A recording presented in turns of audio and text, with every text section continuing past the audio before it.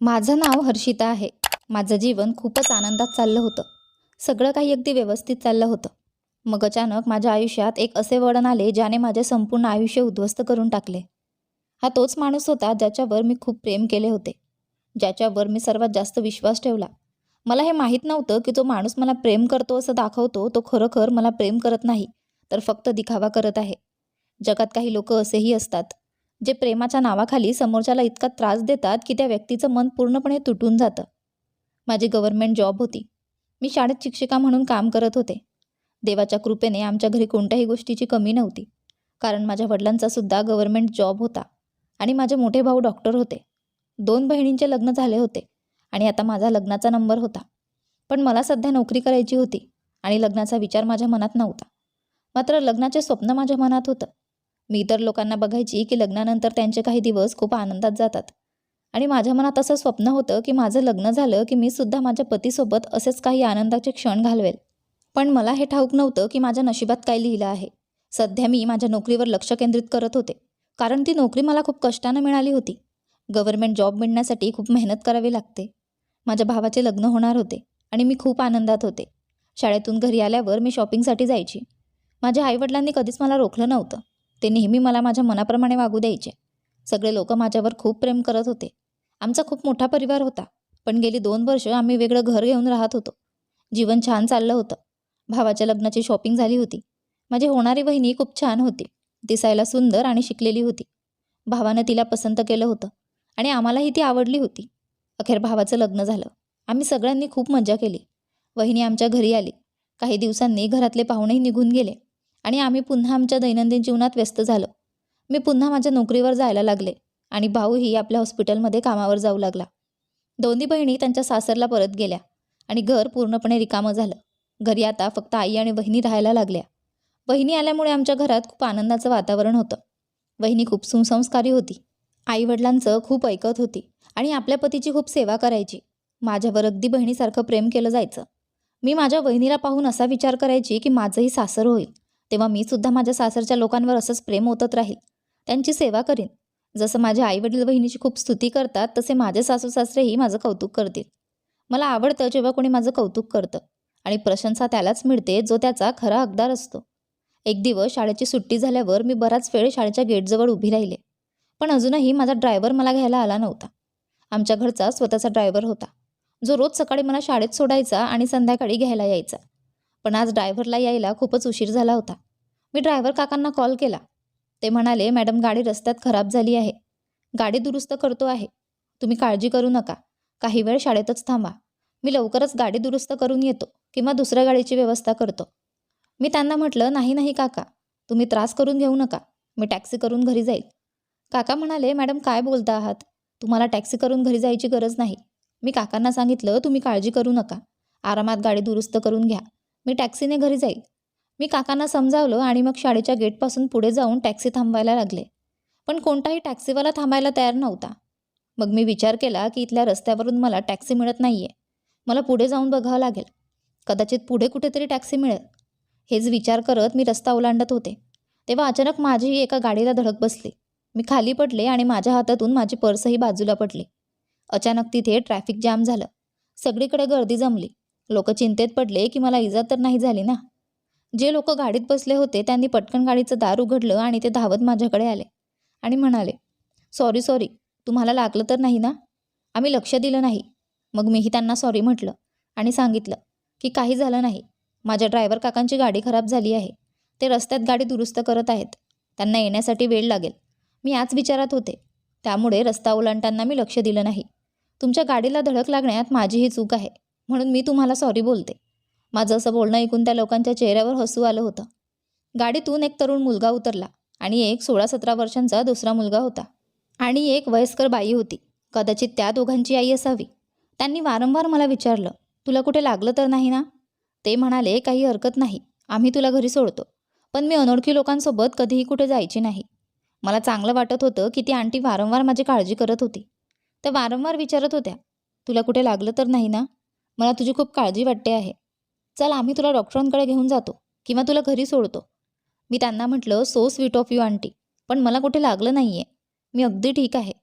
पण जसं मी पुढे जायला पाऊल टाकलं तसंच अचानक माझ्या पायात दुखू लागलं. कदाचित माझा पाय मुरगळला होता. त्या मुलाने पटकन मला आधार दिला. त्याने त्याचं नाव शेखर सांगितलं. तो त्या बाईचा मोठा मुलगा होता. दिसायला खूप स्मार्ट होता. त्या मुलाची आई म्हणाली, बेटा प्लीज आमच्यासोबत चल, आम्ही तुला आमच्या गाडीतून सोडतो. मी म्हटलं, नाही नाही आंटी, मी टॅक्सीने घरी जाईल. तो मुलगा म्हणाला, तुम्हाला कदाचित आमच्या मदतीची गरज नाही आहे, पण मला तुमची काळजी वाटते आहे. तुम्हाला आमच्यासोबत यायचं नसेल तर आम्ही तुम्हाला टॅक्सी करून देतो. मी म्हटलं, अच्छा ठीक आहे, तुम्ही टॅक्सी बोलवा. त्याने एका टॅक्सीवाल्याला थांबवलं आणि मला हात धरून व्यवस्थित बसायला सांगितलं. त्या मुलाची आई माझ्याजवळ आली आणि म्हणाली, अच्छा तुझा मोबाईल नंबर मला दे, जेणेकरून तू घरी पोचल्यावर तुझी विचारपूस करू शकेन.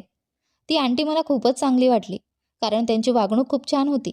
मला नेहमी आवडायचे जे लोक माझ्याशी चांगलं वागायचे. त्यांच्याकडे माझं लक्ष आपोआपच जास्त जायचं आणि मी त्यांची फॅन व्हायचे. म्हणून मी त्यांना काळजीपोटी माझा मोबाईल नंबर दिला. मी जेव्हा घरी पोहोचले आणि पप्पांनी मला टॅक्सीने घरी येताना पाहिलं, तेव्हा त्यांनी ड्रायव्हरला खूप ओरडले. मी पप्पांना सांगितलं, तुम्ही काळजी करू नका, माझ्या चुकीमुळे माझा अपघात झाला होता, पण मला कुठे लागलं नाही आहे. ती फॅमिली खूपच चांगली होती. त्यांनी मला नीट टॅक्सी करून दिली होती. पप्पा म्हणाले, चांगलं झालं की तुला चांगले लोक भेटले, नाहीतर या जगात काही लोक असेही असतात जे दुसऱ्यांची मदतसुद्धा काही स्वार्थासाठीच करतात. मी माझ्या खोलीत गेले आणि थोड्याच वेळात माझ्या फोनवर कोणाचे तरी मेसेजेस येऊ लागले. मी फोन चेक केला तर पाहिलं की तो मेसेज शेखरचा होता. तोच गाडीवाला मुलगा, ज्याने मेसेजमध्ये लिहिलं होतं, मला तुझी काळजी वाटते, तू नीट घरी पोहोचलीस का? मी त्याला सांगितलं, हो मी ठीक आहे, तुला माझी काळजी करण्याची गरज नाही. पण काहीतरी कारणास्तव तो मला वारंवार मेसेज करून माझी काळजी करत राहिला. त्याच्या मम्मीने सुद्धा मला कॉल करून माझी विचारपूस केली होती. मी त्यांनासुद्धा सांगितलं होतं की मी ठीक आहे आणि सुखरूप माझ्या घरी पोहोचले आहे. आणि त्या दिवसापासून माझी आणि शेखरचे बोलणे सुरू झाले होते. आम्ही दोघंही एकमेकांच्या प्रेमात गुंतायला लागलो होतो. पण त्याआधी आमची मैत्री झाली होती. शेखरने मला सांगितलं होतं की त्याच्या कुटुंबाला मी खूप आवडते आणि तो माझ्याशी लग्न करायचे इच्छितो. त्याचे कुटुंबही मला त्यांच्या घराची सून बनवायचे इच्छित होते. मी खूप खुश झाले होते, कारण मी तर सुरुवातीपासूनच असं घर शोधत होते ज्यात मला खूप प्रेम मिळेल आणि जो मुलगा मला सगळ्यांपासून वेगळं ठेवून फक्त आपलं समजेल. शेखरमध्ये मला तीच आपलेपणाची फिलिंग मिळत होती. मी जेव्हा माझ्या घरच्यांना शेखरबद्दल सांगितलं, तेव्हा त्यांचा शेखरबद्दल काही खास चांगला प्रतिसाद नव्हता, कारण आमचं कुटुंब खूप शिकलेलं होतं. आम्ही सगळे कर्तबगार होतो आणि आमचं उत्पन्नही चांगलं होतं. पण शेखर एक मिडल क्लास फॅमिलीचा मुलगा होता, जो साधी नोकरी करत होता आणि महिन्याला फक्त 20,000 रुपये कमवत होता. तर माझी सरकारी नोकरी होती. आमचं पूर्ण कुटुंब एकत्र मिळून चांगले पैसे कमवत होतं. माझे पप्पा आणि भाऊ या नात्यासाठी अजिबातही तयार नव्हते. पण जेव्हा मी सांगितलं की मला शेखर आवडतो आणि आम्ही दोघांनीही लग्न करायचं ठरवलं आहे, तेव्हा माझी पसंती आणि आनंद पाहून माझे पप्पा माझं लग्न तिथे करण्यास तयार झाले. त्यांनी फक्त माझ्या आनंदासाठी असं केलं, नाहीतर माझ्यासाठी खूप सारे चांगले आणि श्रीमंत घराण्यातले प्रस्ताव आले होते. पण मला पैसा हवा नव्हता. मला फक्त शेखरचं प्रेम हवं होतं आणि माझ्या पप्पांनी माझ्या प्रेमाला मान दिला आणि माझं लग्न आनंदाने शेखरसोबत केलं. पप्पांनी मला भरपूर सारा हुंडा दिला. शेखर माझ्यासोबत लग्न करून खूप खुश होता. मी नवरी बनून माझ्या खोलीत बसले होते आणि शेखरसोबत लग्नानंतरचे ते सुंदर क्षण घालवत होते, ज्याचे स्वप्न मी शेखरसोबत माझ्या डोळ्यात बघत होते आणि त्याच्यासोबत माझ्या सुंदर जीवनाची सुरुवात झाली होती. दुसऱ्या दिवशी जेव्हा मी झोपून उठले आणि व्यवस्थित तयार झाले, तेव्हा मी किचनमध्ये गेले. पाहिलं तर माझी सासू माझ्यासाठी नाश्ता बनवत होती. त्यांनी मला डायनिंग टेबलवर बसण्यास सांगितलं. जसं मी डायनिंग टेबलवर बसले तसं माझ्यासमोर भरपूर प्रकारचा नाश्ता ठेवला गेला. माझ्या सासूने माझ्या डोक्यावरून हात फिरवला आणि म्हणाल्या, नाश्ता कर बाळ, हा सगळा नाश्ता मी तुझ्यासाठी स्वतःच्या हातांनी बनवला आहे. मी खूप खुश झाले होते. मी त्यांना म्हटलं, आई तुम्ही माझ्यासाठी इतका त्रास का घेतलात? त्यांनी मला सांगितलं, नाही बाळ, यात त्रास कसला? आज घरात तुझी पहिली सकाळ आहे. मला सासूबाई अगदी माझ्या आईसारख्या काळजी घेणाऱ्या मिळाल्या होत्या. माझा दीरही खूप चांगला होता, पण त्याची एक सवय खूप विचित्र होती की तो मला खूप लक्ष देऊन बघायचा. माझ्या लग्नाचा पहिला दिवस खूप चांगला गेला होता, पण दुसऱ्याच दिवशी माझ्या सासूबाईंनी मला सांगितलं की माझ्याकडून आता घरकाम होत नाही, किचन सांभाळत नाही, तर तू किचन सांभाळ किंवा तुझ्या वडिलांना सांग की एखादी नोकराणी पाठवून द्यावी. आपल्या सासूचं हे बोलणं ऐकून मी हैराण झाले होते, कारण आता त्यांचं बोलण्याचं स्वरूप पूर्णपणे बदललं होतं. आता मी घरातली सगळी कामं करायची. माझ्या सासूने मला नोकराणीच समजलं होतं. एवढी कामं मी कधीच केली नव्हती, जेवढं या घरात आल्यापासून करावी लागली होती. सगळा दिवस मी थकून जायची. माझ्या सासूबाई ज्या आधी हे घर सांभाळायच्या, त्या आता एक गोष्टसुद्धा इथे तिथे ठेवत नसत. फक्त बसून बसून हुकूम चालवायच्या आणि शेखर हे सगळं शांतपणे बघत राहायचे. एकदा मी त्यांच्याकडे तक्रार केली होती की तुमच्या आई मला खूप कामं करायला सांगतात. मी खूप थकते. शेखर चिडून म्हणाला, माझ्या आईबद्दल काही बोलू नकोस. जर तुझ्याकडून घरकाम होत नसेल तर हुंड्यात नोकराणी आणायला हवी होतीस. तू ज्या प्रकारे तुझ्या घरी जीवन जगली आहेस तसं जीवन आम्ही तुला देऊ शकत नाही. जर तू तुझ्या माहेरासारखं जीवन जगू इच्छित असशील तर तुझ्या पापाला सांग की या घरात सुद्धा तशीच सोय करावी. आपल्या नवऱ्याचं असं बदललेलं वर्तन पाहून मी धक्क्यात गेले होते, कारण मला माझ्या नवऱ्याकडून असं अपेक्षित नव्हतं. पण एका गोष्टीवर मी खूपच आश्चर्यचकित होते की माझा दीर तरुण होत होता. तो ना काही काम करत होता ना काही शिकत होता. सगळा दिवस घरात राहून मोबाईलवर असायचा आणि माझ्या खोलीत डोकवायचा. मला सासरचं वातावरण या बाबतीत काही ठीक वाटत नव्हतं, कारण माझा नवरासुद्धा अजूनपर्यंत नोकरीला गेला नव्हता. बरेच दिवस झाले होते. एक दिवस मी शेखरला विचारलं, तू नोकरी कधी सुरू करणार आहेस? आपलं लग्न होऊन बरेच दिवस झाले आहेत. माझ्या नवऱ्याने मला एक खूप विचित्र गोष्ट सांगितली होती. जेव्हा तू नोकरी करतेस तर मला नोकरी करण्याची काय गरज आहे? मी म्हटलं, तुझं बोलण्याचा काय अर्थ आहे?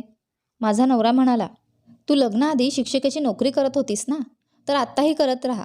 मी म्हटलं, पण तू एकदा मला सांगितलं होतंस की लग्नानंतर तू मला नोकरी करू देणार नाहीस. मी खूप थकते. लग्नानंतर तू फक्त मला प्रेमच करशील. माझा नवरा म्हणाला, तर मी आत्ताही थोडी ना तुझ्याशी भांडण करतोय. माझं जे काही आहे ते तुझं आहे आणि तुझं जे काही आहे ते माझं आहे. तू जे पैसे कमावशील ते माझेच असतील ना, तर मग मला कमावण्याची काय गरज आहे? अशा प्रकारे घर चालेल.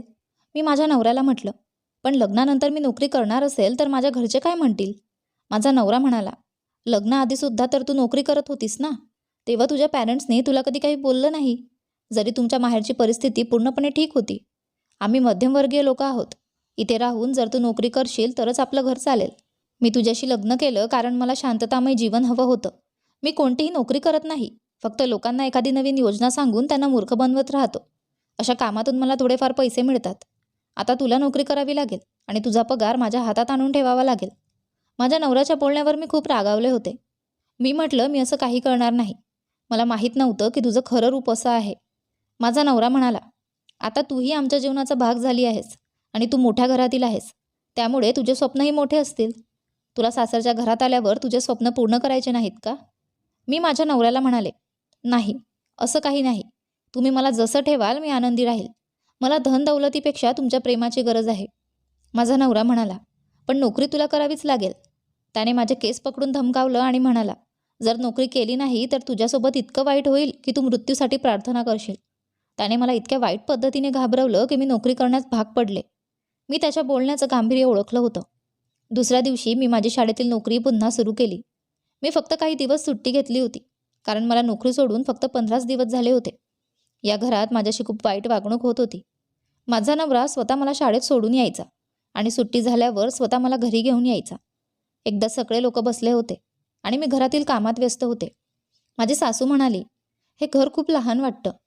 हर्षालीला काय वाटत असेल की तिचं लग्न किती लहान घरात झालं आहे, कारण ती स्वतः मोठ्या बंगल्यात राहणारी आहे. मी म्हटले, नाही नाही, मला असं काही वाटत नाही. मी तुमच्यासोबत या घरातही आनंदी आहे. माझे सासू म्हणाले, हो हो, आम्हाला माहिती आहे की तू बरोबर असं बोलते आहेस.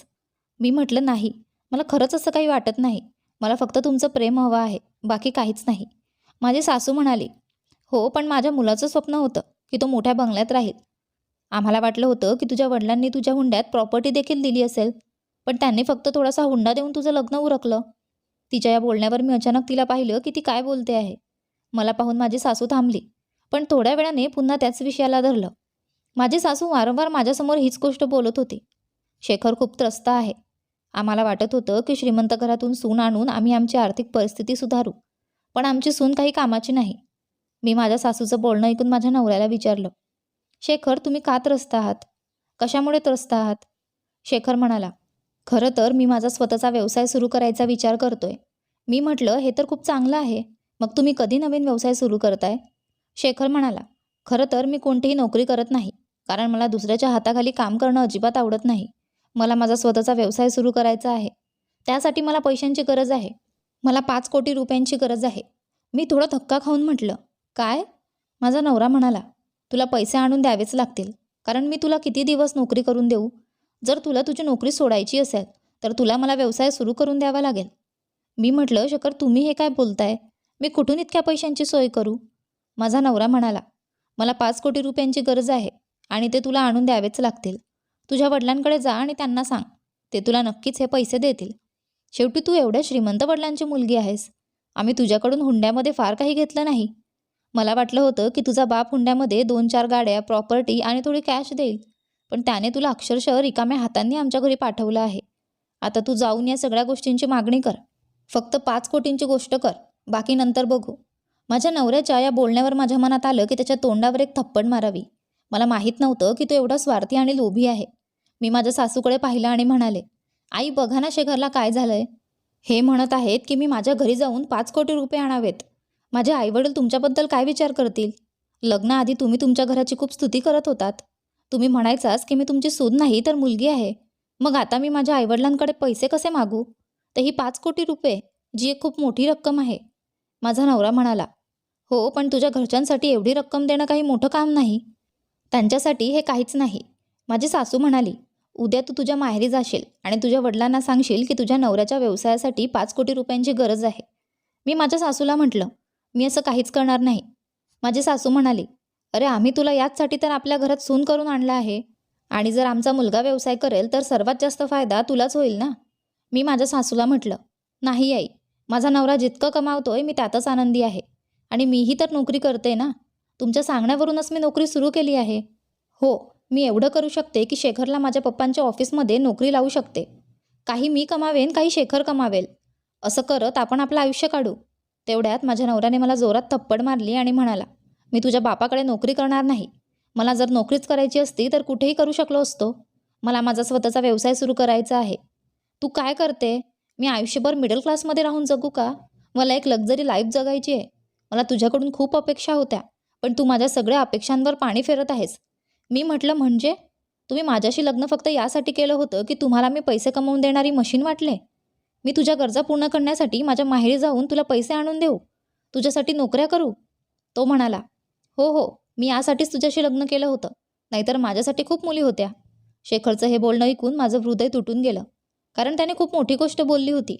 मी म्हटलं, ठीक आहे, आता मी नोकरीही करणार नाही आणि तुला माझ्या पप्पांकडून पैसेही आणून देणार नाही. उलट मी आता लगेच माझ्या माहेरी चालले. मी माझ्या पप्पांना तुझ्याबद्दल सगळं सांगणार आहे. त्यानंतर तू काय करायचं ते कर. मी हे बोलून घरातून बाहेर पडण्यासाठी वळले. तेव्हाच माझ्या नवऱ्याने माझा हात पकडला आणि पुन्हा एकदा मला थप्पड मारली. तो म्हणाला, नोकरीला तर तू जाशीलच. पण मी त्याच्याशी वाद घालायला लागले की काही झालं तरी मी नोकरी करणार नाही. आता मी तुझी जबाबदारी आहे आणि तुला एक पती म्हणून माझी सगळी जबाबदारी घ्यावीच लागेल. तू इतका नीच माणूस निघशील असं मी कधीच विचार केला नव्हता. लग्नाआधी तर तू नेहमी प्रेमाचे दावे करायचास आणि म्हणायचास की लग्नानंतर मला खूप आनंदी ठेवशील. पण तू मला आनंदी ठेवत नाहीस, उलट तुझ्या आनंदासाठी अपेक्षा ठेवतोस.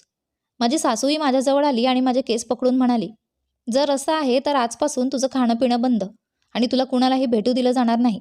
उलट तुला खोलीत कैद करून ठेवू. आम्हीही बघू की तू आमचं काय करणार आहेस. माझ्या सासूने मला खोलीत बंद केलं होतं. मी उपाशीपोटी त्या खोलीत पडून रडत होते आणि माझ्या नशिबाला दोष देत होते. मला माहीतच नव्हतं की शेखरच्या प्रेमळ चेहऱ्याच्या मागे एक भयंकर राक्षस दडला आहे.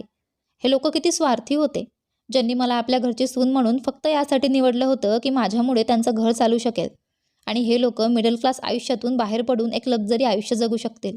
पण मी ठरवलं होतं की मी असं काहीही करणार नाही. मी माझ्या आईवडिलांकडे जाऊन पैसे मागणार नाही. उलट त्यांना काहीही करून माझ्या नवऱ्याबद्दल सगळं सांगणार आहे. मी अशा व्यक्तीबरोबर आयुष्य काढू शकत नाही जो फक्त माझा वापर करतोय. आधीच माझे आईवडील या लग्नासाठी तयार नव्हते. ते फक्त माझ्या आनंदासाठी शेखरशी लग्न करण्यास तयार झाले होते. आता त्यांना कळेल की माझी निवड चुकीची होती तर ते काय विचार करतील. या बंद खोलीत मला भेटायला कोणीही येत नव्हतं. 3-4 दिवस मी अशीच उपाशीपोटी काढले. माझी तब्येत खूपच बिघडली होती. मी फक्त अंथरुणावर पडलेली होते. एके दिवशी अचानक खोलीचं दार उघडलं. मी दरवाजाकडे पाहिलं तर माझ्या पायाखालची जमीनच सरकली, कारण एक अनोळखी माणूस खोलीत चालत येत होता. मी त्याला विचारलं, तू कोण आहेस आणि खोलीत का आलास. तो माणूस आत येऊन दरवाजा बंद करतो. हे सगळं पाहून मला घबराट व्हायला लागली. मी त्याच्याजवळ गेले तर त्याने माझे हात पकडले. मी म्हणाले, तू काय करतोस. मला सोड आणि मला बाहेर जाऊ दे. तू इथे का आलास. हळूहळू त्याने माझ्याबरोबर जबरदस्ती करायला सुरुवात केली. मी ओरडत होते, चिडत होते आणि पुन्हा पुन्हा त्याला सांगत होते, तू असं का करतोस, इथून जा. मी ओरडत ओरडत माझ्या सासूला, दिराला आणि माझ्या नवऱ्याला आवाज देत होते, कृपया मला या माणसापासून वाचवा. हा माणूस कोण आहे. तो माझ्याबरोबर जबरदस्ती करण्याचा प्रयत्न करतोय. पण माझ्या ओरडण्याचा आवाज त्यांच्यापर्यंत पोहोचत होता तरी त्यांनी काहीही प्रतिक्रिया दिली नाही. त्याने मला सांगितलं, मी तुझी पूर्ण किंमत वसूल करीन. तू खूपच सुंदर आहेस. तुझ्या नवऱ्याने तुझी खूप चांगली किंमत मागितली आहे. हे ऐकून मी थक्क झाले की माझ्या नवऱ्याने माझ्या इज्जतीचा सौदा केला होता. जो माणूस माझी इज्जत लुटून गेला होता. या लोकांनी माझ्या आत्म्याला कमी जखमा दिल्या नव्हत्या की अजूनही जखमा व्हायच्या होत्या. पुढच्या वेळी खोलीत आलेल्या व्यक्तीला पाहून माझे होश उडाले. तो माणूस कोणी परका नव्हता, तर माझा दीर होता. मी त्याच्या पायांवर पडून रडत रडत म्हणाले, कृपया मला वाचव, मला या खोलीतून सोडव. पण तोही एक शातीर हसू हसला आणि त्यानेही माझ्याबरोबर तेच केलं जे त्या अनोळखी माणसाने केलं होतं. त्याचं वय अजून कमी होतं, पण त्यानेही माझा फायदा घेतला. या कुटुंबातील प्रत्येक सदस्य माणूस नव्हता तर दरिंदा होता, ज्याने मला त्रास देण्यासाठी कोणतीच कसर ठेवली नव्हती. आता प्रत्येक दिवस माझ्यासाठी असाच होता. या लोकांनी मला या खोलीत पूर्णपणे बंद करून ठेवलं होतं. रोज एक माणूस खोलीत यायचा आणि तो माझ्या इज्जतीशी खेळून निघून जायचा. बाकीच्यांनी खोलीचा दरवाजा उघडला नाही. खिडक्या दारे सगळे बंद होते. या बंद खोलीत राहून खूप दिवस झाले होते. होय, हे खरे होते की या लोकांनी आता मला खायला द्यायला सुरुवात केली होती. माझे आयुष्य असेच चालले होते. जणू मी मृत्यूच्या अगदी जवळ आले होते. माझे पती प्रत्येक वेळी खोलीत येऊन मला विचारायचे, तू तुझ्या वडिलांकडून पैसे आणशील की नाही? पण मी प्रत्येक वेळी नकार द्यायचे. तो मला खूप मारायचा आणि नंतर खोली सोडून निघून जायचा. जेव्हा तो प्रत्येक नवीन माणसाला खोलीत पाठवायचा तेव्हा तो त्याला हवी असलेली किंमत आकारायचा आणि मग माझ्या आदराशी खेळणाऱ्या लोकांना खोलीत पाठवायचा. मला माझ्या आयुष्याचा तिरस्कार वाटू लागला होता. मला माहीत नव्हते की मी ज्या व्यक्तीवर प्रेम करते तो माझा सर्वात मोठा शत्रू निघेल. मी माझ्या पतीला कधीही माफ करणार नाही असे मला वाटले होते. असेच बरेच दिवस गेले. मला आता हे सर्व सहन होत नव्हते, म्हणून मी एक प्लॅन केला. जेव्हा माझे पती जेवण घेऊन खोलीत आले तेव्हा मी रडले आणि माझ्या पतीला सांगितले की तू माझ्यावर खूप अन्याय केला आहे. यासाठी मी तुला कधीच माफ करणार नाही. आज मला जबरदस्ती माझ्या पतीशी भांडण करायचे होते. माझे पती म्हणू लागले, तू नोकरी करण्यासही नकार दिलास. तू माझ्यासाठी पैसेही आणले नाहीत. आम्ही सुरुवातीपासूनच कष्ट घेतले नाहीत. असेच प्रकारे काही ना काही करून लोकांना मूर्ख बनवून त्यांच्याकडून पैसे लुटतो. तू आमचे बोलणे आत्ताही मान्य करशील तर तुझ्यासाठी चांगले होईल. त्या दिवशीही मी माझ्या नवऱ्याचे म्हणणे पाळण्यास नकार दिला होता, तर माझ्या पतीने मला इतके मारले की मला रक्तबंबाळ केले. माझ्या डोक्यावर एवढा वार केला की मी बेशुद्ध पडले आणि रक्ताने माखले. कदाचित माझा श्वासही थांबणार होता.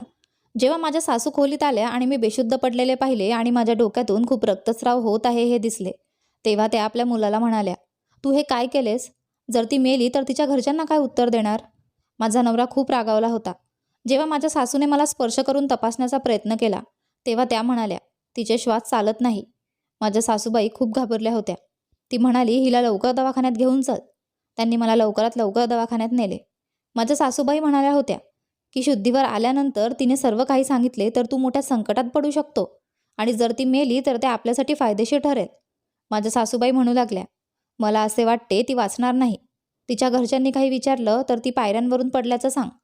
गाडी चालवताना ते हे बोलत होते तेव्हा मी त्यांच्या बोलण्या ऐकत होते, कारण मला त्या घरातून कोणत्याही मार्गाने बाहेर पडायचे होते. या लोकांना वाटले की मी कोणालाच काही सांगू शकत नाही, कारण त्यांनी माझ्यावर कडक सुरक्षा लादली होती.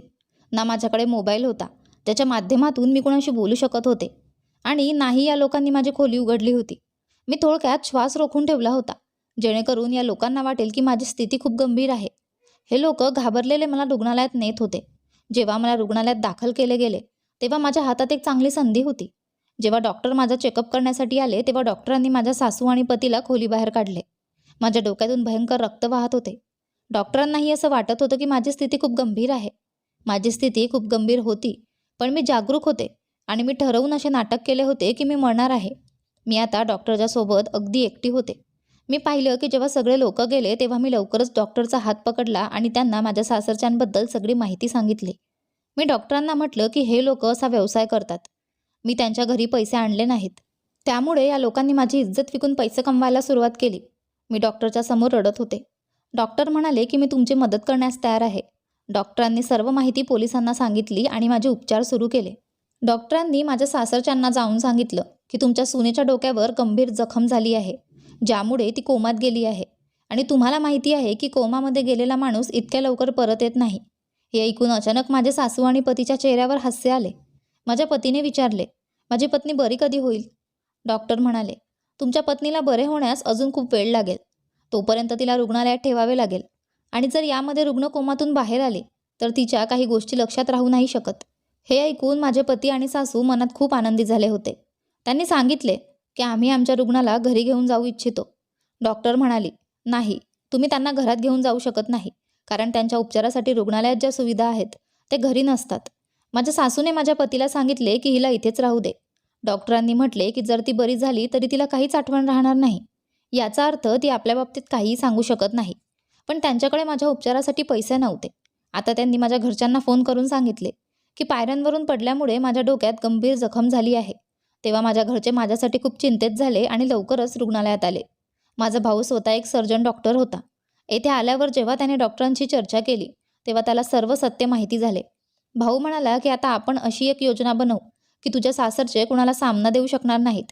मी काही दिवस रुग्णालयात राहिले. रुग्णालयाचा खर्च माझे पालक उचलत होते. माझा पती कधी कधी मला पाहायला येत होता.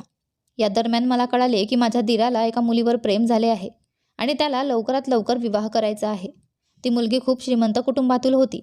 माझा दीर तिच्याशी लग्नासाठी आतुर होता. माझ्या सासूला कळाले की ती मुलगी श्रीमंत कुटुंबाची आहे. त्यामुळे त्यांनी लगेच त्यांचं लग्न करून टाकलं, कारण आता त्यांना मला सोडून त्या मुलीला लक्ष बनवायचे होते. माझा दीर प्रेमात आंधळा झाला होता, म्हणून त्याचं लग्न लवकर झाले. त्या मुलीला सांगितले गेले की तिची जेठाणी रुग्णालयात आहे. पायऱ्यांवरून पडल्यामुळे तिची स्थिती ठीक नाही. ती कोमात गेली आहे. लग्नानंतर काही दिवसांनी माझ्या सासूने आपल्या लहान सुनेला तिच्या माहेरकडून पैसे आणण्यासाठी सांगितले आणि ती मुलगी खूप चातुर्यपूर्ण होती. दुसऱ्या दिवशी ती आपल्या बापाकडून 5 कोटींचा चेक घेऊन आली आणि आपल्या पतीला सांगू लागली की मी तुम्हाला एका अटीवर हा चेक देईल, जेव्हा तुमची आई या घरात नोकराणी बनून सर्व कामे करेल.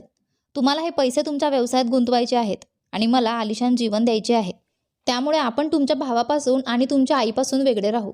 हे ऐकून तिचा पती भडकला. त्याने सांगितले, तू कोणत्या गोष्टीचा विचार करत आहेस? मी माझ्या आई आणि भावाला कसे सोडू शकतो? मग ती म्हणाली, एक काम कर, बघ हा चेक मला दे आणि मी परत माझ्या माहेरी जाईल. मला काहीही अडचण नाही जर तू मला सोडलेस तर. माझ्या दीराला हे एक उत्तम संधी वाटली आणि तो लोभात पडला. त्याला दिसले की त्याच्या भावाच्या पत्नीने त्याच्यासाठी काही केलेले नाही, तर या लोकांनी तिला जखमी केले आहे. हा विचार करत माझा दीर आपल्या पत्नीच्या प्रत्येक गोष्टीला मान्य होण्यासाठी तयार झाला. त्याने आपल्या आईला घरात नोकराणी बनवले आणि आपल्या भावाला या पैशांमध्ये काहीही दिले नाही. दुसऱ्या बाजूला माझे दीरानी माझ्या पतीवर डोळे टाकण्याचा प्रयत्न करत होती. ती त्याला म्हणत होती की तू मला इथून कुठेतरी दूर घेऊन चल, आपल्या आई आणि भावाला सोडून दे, मग मी तुलाही 5 कोटींचा चेक आणून देईल. माझा पतीही लोभात पडला आणि तो आता त्या मुलीसाठी आपल्या लहान भावाबरोबर आणि आईसोबत वाद घालू लागला. त्याची पत्नी वारंवार सांगेल तसेच तो करायला लागला. माझ्या दीरानीनं माझ्या सासूला घरात नोकराणी बनवून ठेवले होते, तर माझा पती आणि त्याचा लहान भाऊ आता प्रत्येक दिवशी वाद घालू लागले होते. या लोकांसोबत जसेच्या तसे झाले होते, जिथे मी अजूनही कोमामध्ये जाण्याचे नाटक सतत करत होते. या गोष्टीला बरेच दिवस झाले होते. माझा पती आणि माझ्या सासरचे यांना असं वाटत होतं की मी आता कधीही बरी होऊ शकणार नाही. हे लोक मला रुग्णालयात दाखल करून दिल्यानंतर विसरून गेले होते, कारण या लोकांनी खर्च केला नव्हता आणि आता त्यांना असं वाटत होतं की माझी दीरानी त्यांच्या घराच्या संपूर्ण वातावरणाला बदलून टाकेल. जे काम मी केले नाही ते माझे दीरानी करून देईल. पण असं काही नव्हतं. ती मुलगी या लोकांची मजा घेत होती. ती आपल्या पती, जेठ आणि सासूमध्ये फूट घालत होती. पण एक दिवस असं झालं की कसे तरी त्या लोकांना तिच्या चातुर्याची माहिती मिळाली आणि त्यांनी तिला पकडून विचारलं की तू आमच्यासोबत असं का करत आहेस? याचा अर्थ म्हणजेच तू आम्हाला एकमेकांमध्ये भांडायला लावतेस. कारण त्या दोन्ही भावांनी एकमेकांशी चेकच्या गोष्टींची चर्चा केली होती. त्यांना कळालं की एका चेकमुळे ती दोघांना मूर्ख बनवत होती. ती आपल्या जेठासोबतही प्रेमसंबंधात होती आणि दोन्ही भावांमध्ये वाद घालवत होती.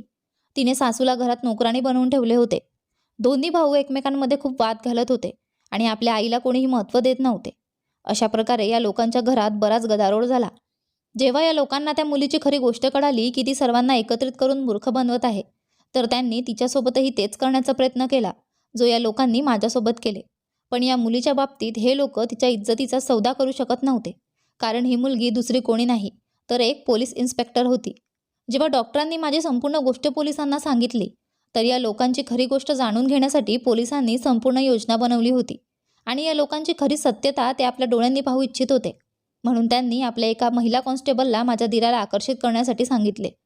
तिने माझ्या दीराला आपल्या सुंदर अदांमुळे आपल्या प्रेमाच्या जाळ्यात अडकवले आणि खूप उघडपणे सांगितले की ती खूप श्रीमंत आहे.